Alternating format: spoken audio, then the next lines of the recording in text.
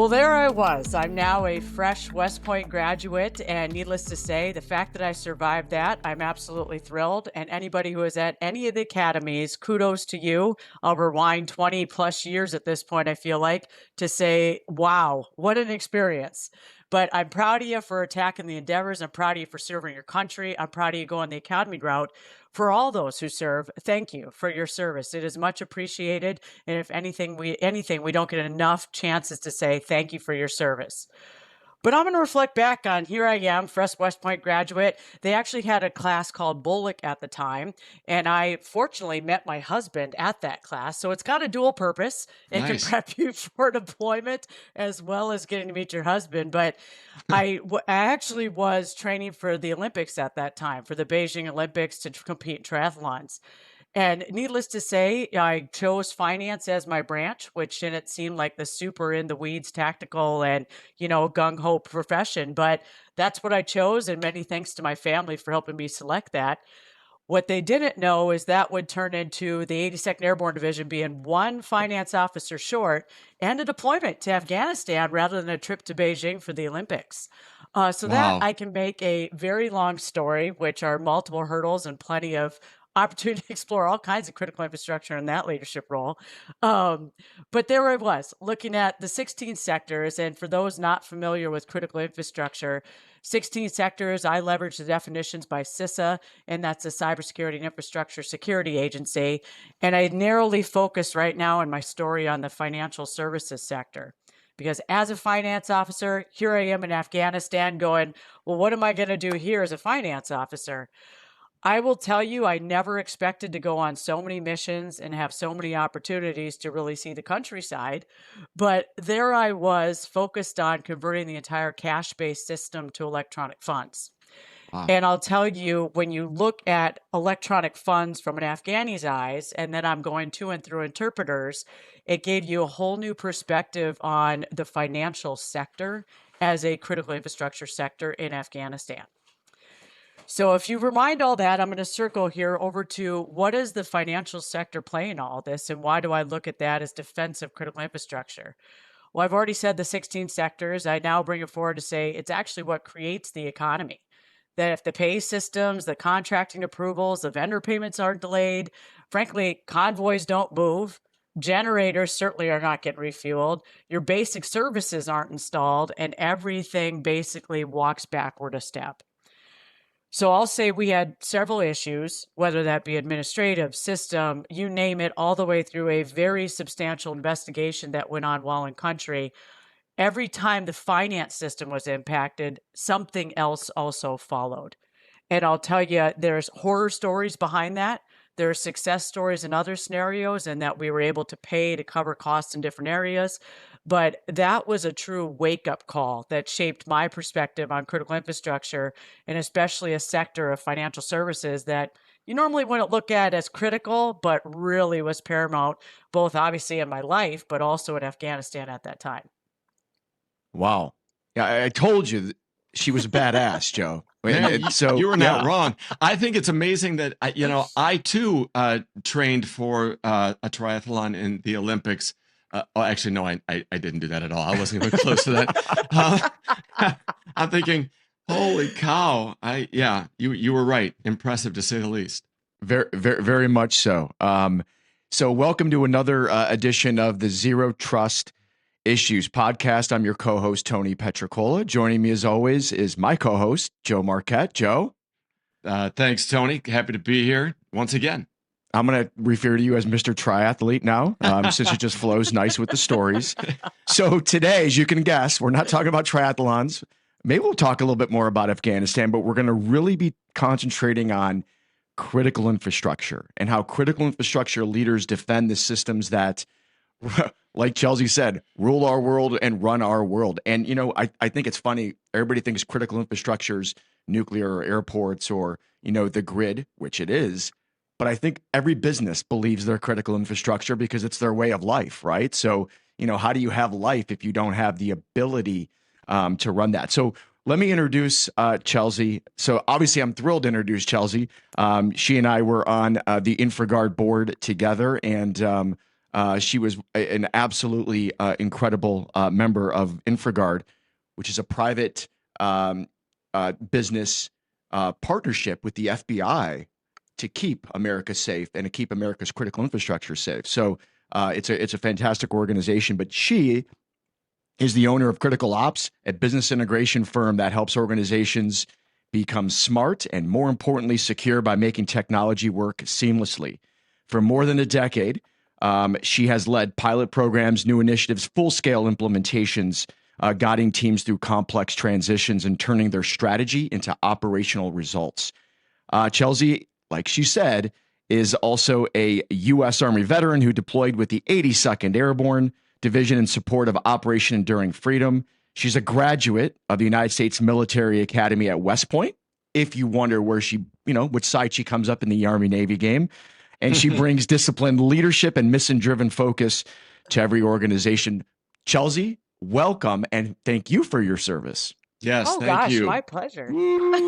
Thanks, Steve. Thanks. I wore the West Point gear today out of honor, because it is our 20-year anniversary this year. And you go, boy, I should probably get back to some sort of fighting shape to be able to attend the 20-year. You got to look good on your 20-year. Oh, wow. All right. Yeah. My guess is that you probably are in pretty good fighting shape today, let alone maybe your standards are higher than most. Let's put I'm it not that messing way. with her. No kidding. I've adjusted. I have 3 boys, so at that rate, somewhere in there, I got to be able to keep up and show them a thing or two here and there. Like kids are always afraid of their mom, but I think you might take it to another level. So, thank you. Tell them that. Feel free to call them. Listen, the stories that you tell, and it's interesting, the idea that the financial services or the financial impact or finance as a component of critical infrastructure is, I'll confess, not usually the first thing that comes to my mind. And it's just an interesting, I think there's so many underpinnings of critical infrastructure and the security required around it that, I think it's just expansive. And I'm sure you've got a better perspective on most. But, when business leaders talk about just keeping the lights on, from a critical structure environment, like what's the first thing that comes to your mind? Like what do people on the business side need to be focused on from your perspective? And if you were to walk in a room, what would be the first sort of topics that you want to make sure that organization was addressing? So I'll start at literally ground zero with this, in that if you can turn the lights on. And I think we take that for granted, especially nowadays, way too often. And I'll share personally and professionally, on Tuesday, we lost our power. And so you kind of go, well, daggone, now for one, I can't cook eggs for breakfast, although I have mastered the use of the grill for cooking eggs. I will claim that. But then literally walking into the office and saying, I can't turn my lights on. And then frankly, what am I going to do for the next layer of services? So I'll bring that back to the financial side. It's also connected over to energy. So if energy is required, and then frankly, to process our data, to create connectivity, to provide access to the cloud, even identity-based systems, I can't get in my own building without my identity-based system working. And then frankly, rippling upon that is the relationships, and that third-party services are all functioning together. So the systems are all extremely tightly coupled from a personal and a professional layer. And frankly, the public doesn't experience the technical issue, for lack of a better word. They experience as being able to have a lack of access, whether it be to their money, healthcare, transportation, or even reliable information that just gives them access to different facilities and services. Makes a lot of sense. I hope so. And at the end of the day, I look at it and go, my frustration is exactly that we too often think of a single failure as being isolated, but it's not anymore. And especially when you look at critical infrastructure as a whole, it propagates across all the sectors. And then just because it is digital or physical, we now can't really separate it. So you have to strip it back and say, why do we have to have defense in depth? Why does it have to be an approach that has a systems-based mindset? Well, this is exactly why. There's not a siloed approach, and it frankly isn't just an engineering problem. It's a collective lump sum that impacts us as a whole. So lights on, to me, says so much more, in that literally flicking them on has that instant ripple effect, whether they come on or don't. Yeah, you highlighted something. You talked about the various systems in play, right? The defense in depth. What about the gaps in between? Is that a multiplier, and how do you see that as part of that risk profile for any organization? Oh my gosh, yes. So I would say that most highly regulated industries will look at that differently. They have strong platforms, monitoring systems, compliance controls, but the real risk actually shows up when those tools can't connect back to the workflows.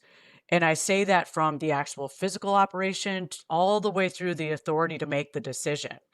So, for example, I'll just go down the finance side that if alert doesn't reach the right person, and if that response procedure doesn't match what that person or persons are doing in the moment, at that point, we can't actually monitor as a whole. So I'll say the gaps are really our over dependency on technology to perform a function that, frankly, it's not designed to do. It's not designed to cover down on humans and decision making. It's designed to complement and be the eyes in the back of the head. But ultimately, the biggest risk is our over dependency and then the lack of human capability to have the authority to make a decision or, frankly, the know how on what decision should be made in that moment.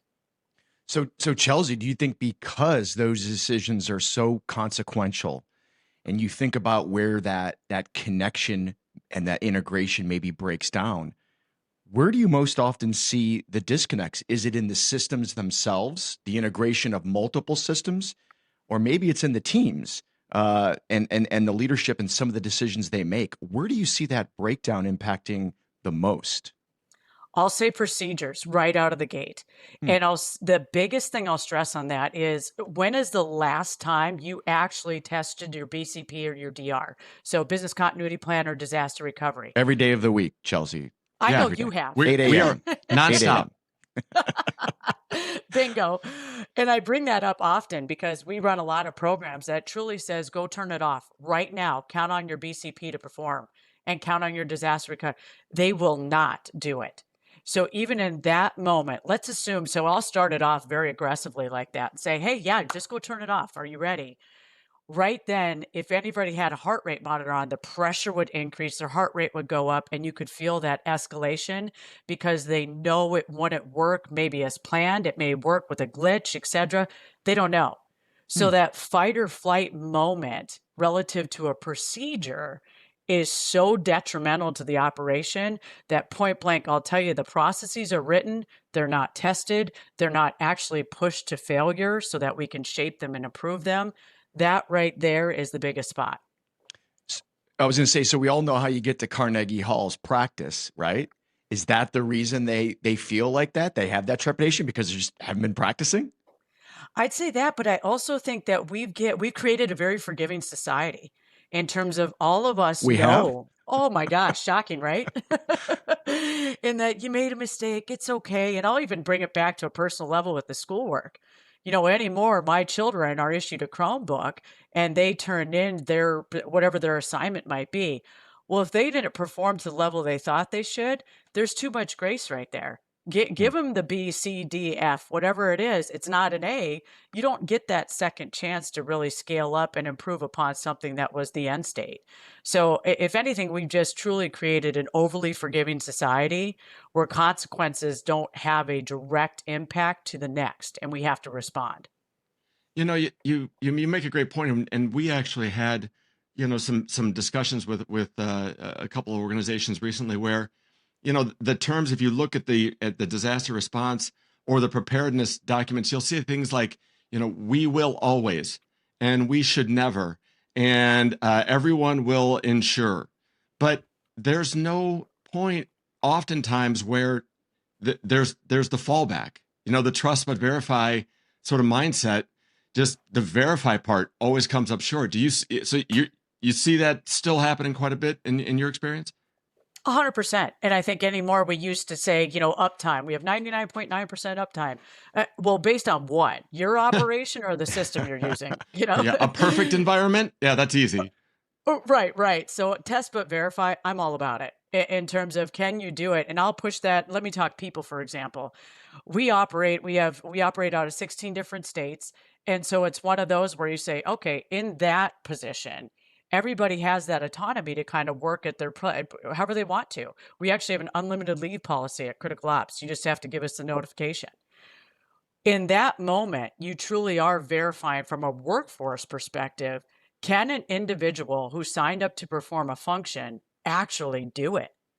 And I'll tell you, we've had more turnover out of folks literally admitting that you gave me too much autonomy to do this task. I need more of a button pushing style mentality because I frankly can't do it.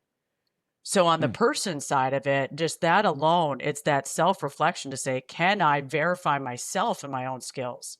On the procedures, obviously, I've already spoken on that. And then frankly, the technology, I don't know what the most current stat is, but last year it was we're only using 10% of the systems we subscribe to. So at that rate, how do you know it's working? You're not even using 90% of its full capacity. And frankly, who's the third and fourth tier person and or vendor that's servicing them? How do you confirm that? When do you test that against your own procedures? So the trust but verify piece, I don't think we take far enough. And that Hmm. is what creates vulnerabilities as well. So, Chelsea, a quick question, then I'd like to dive into some zero trust as you bring it up. But you just mentioned the 10%. You mentioned people just want to be there, maybe clicking some buttons. Do you think AI closes that gap, maybe utilizes more than 10% of that system and can take the button pushing away from some of these operational tasks? And Tony, I know we relate directly on our thoughts with AI. Daggone it, use it. And so Right. I am all about the use of AI, and I can't even tell you the amount of time it has saved me on conversation generation, any sort of idea starter. It's not as if I'm putting any sort of critical information into the tool as much as I can't get my thought rolling at 9 o'clock at night. Help me out a little bit, get me moving. So I do think AI helps exponentially in terms of almost serving as that button pusher in the middle. Where we have failed, and I feel like I've said failure a lot, where we have a tremendous opportunity as a There you go. society, there we go, is to say, hey, if AI has this capability, where can my critical thinking and decision making come into greater play? Where can I leverage experience that AI doesn't know I have? Frankly, when I say that we're too forgiving of a society, where can I actually exercise empathy and sympathy when required? Because AI is certainly not going to tell you, hey, it's okay, you'll do better next time, unless you tell it you want it to say that, obviously. So I will say AI is critical to the workforce. We can be much more efficient. Obviously, it's scouring places that we'd never have a capability to dive into, and frankly, empowering us as humans to make more critical decisions, be more heightened about our decision making, and pass that buck back to what humans were designed to do. Empower us to move forward. Let's use the machines to our advantage. That's great. No, I once did have, I think it might have been ChatGPT, it could have been Claude, literally say, I do not understand what you're asking me. You need to clean this up. I am not exact. So it did have empathy, Chelsea. It did have some empathy. It's like, this guy's Okay, a I'll give it moron. credit. I need to help him out a little bit. So, so we look at critical infrastructure organizations, government, also all talking about zero trust, right? It's a big buzzword, not as big as and buzzy as AI, but it's pretty darn close. Right. When you think about zero trust principles, how do those need to evolve when you think about how security is extending beyond the traditional IT systems into physical infrastructure and also obviously with the use of AI within those infrastructures? Great question.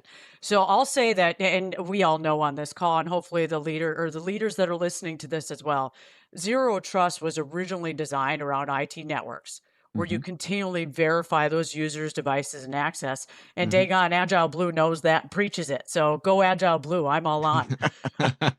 But what critical infrastructure includes is physical assets, sensors, industrial control systems, the facilities, supply chains, and we've talked a lot a bit about this human piece.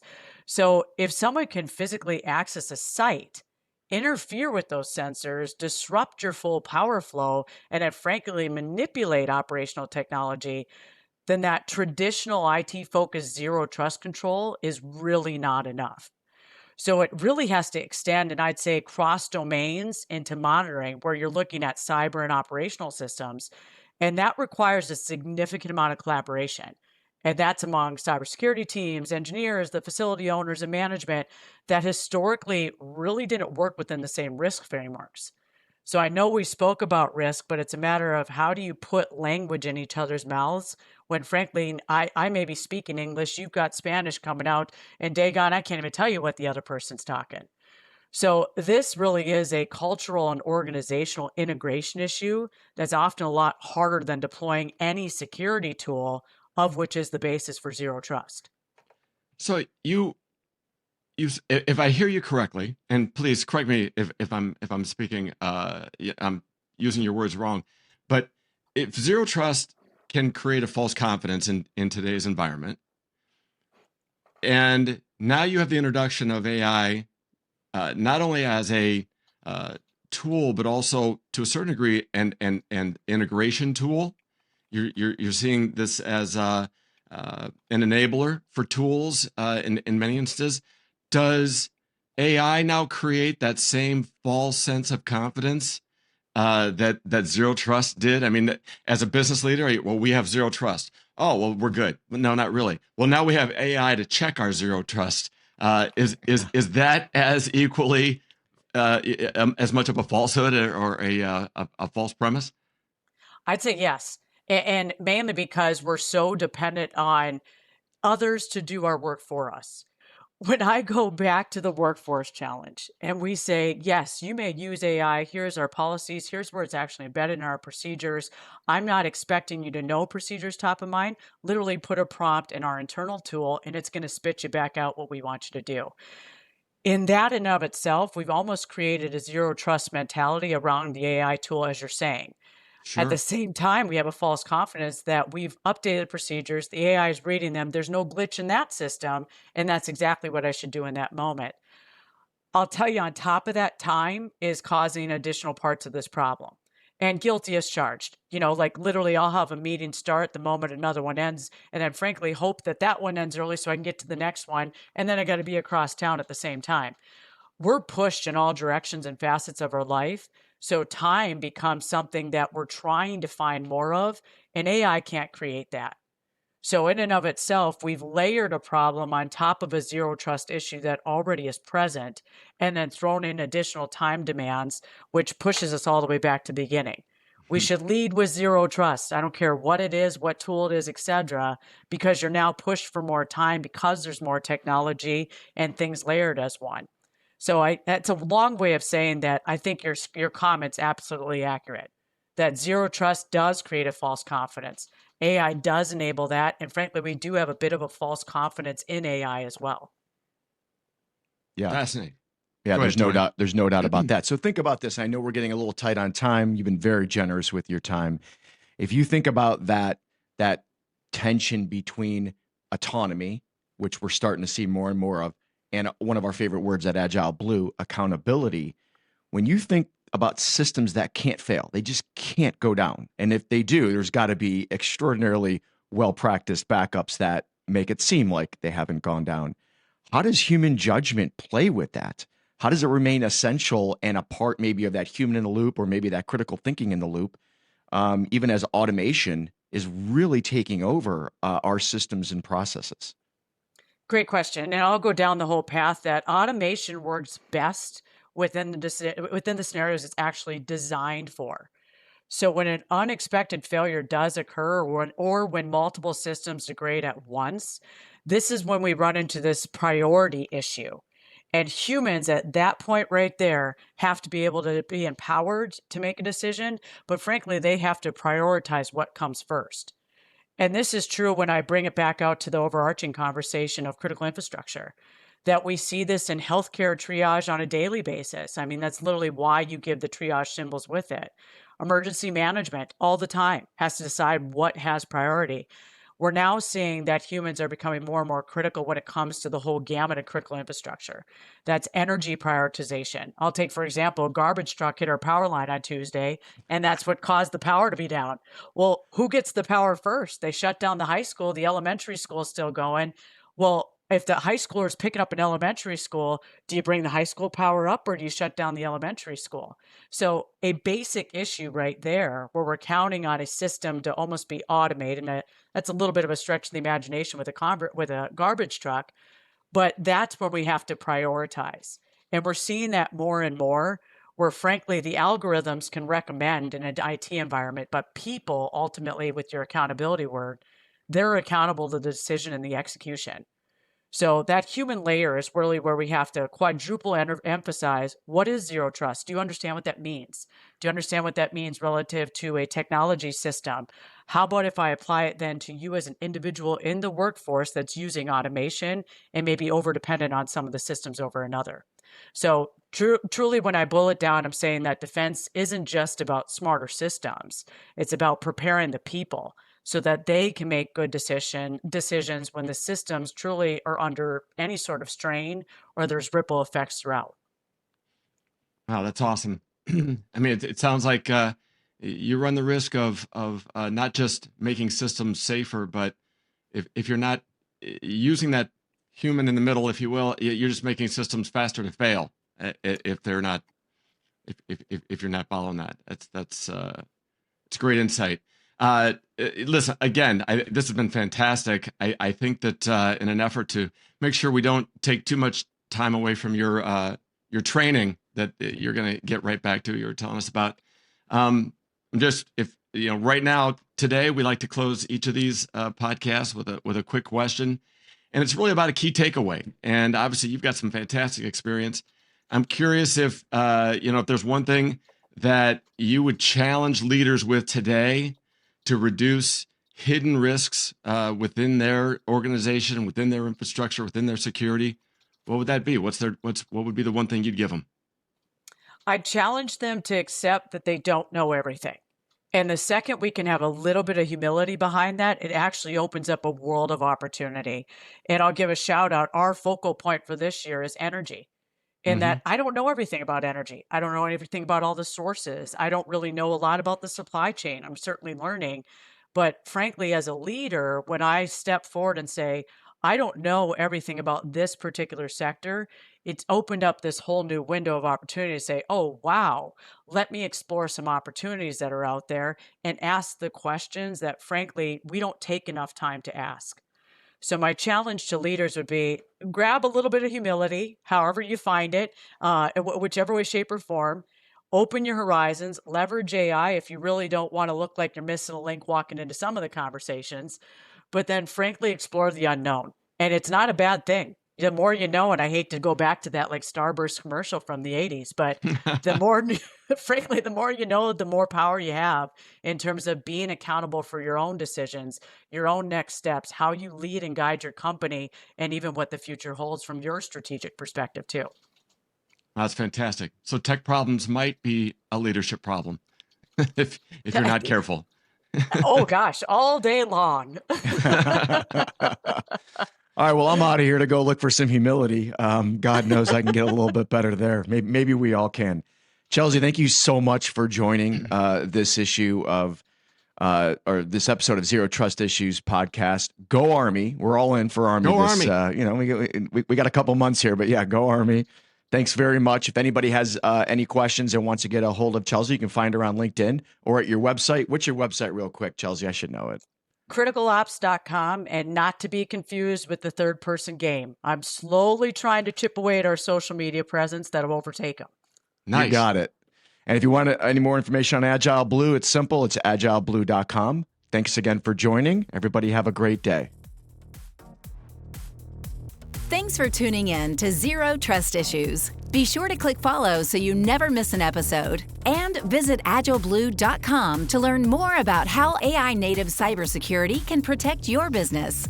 The information shared in this podcast represents the views and opinions of the guest and does not necessarily reflect those of AgileBlue. This content is provided for informational and educational purposes only and is not intended as professional cybersecurity, legal, or business advice. Always consult qualified professionals regarding your organization's specific needs or circumstances.